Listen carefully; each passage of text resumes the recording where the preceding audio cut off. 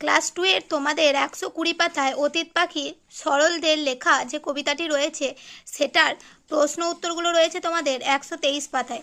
তো প্রথম প্রশ্ন উত্তরগুলো আমরা জেনে নিই। প্রথম প্রশ্ন কি রয়েছে? অতীত পাখি কবিতায় কবি হলেন কে? উত্তর হবে সরল দে। তারপর রয়েছে অতীত পাখি বলতে কোন পাখিদের বোঝানো হয়? পরিযায়ী পাখিদের বোঝানো হয়।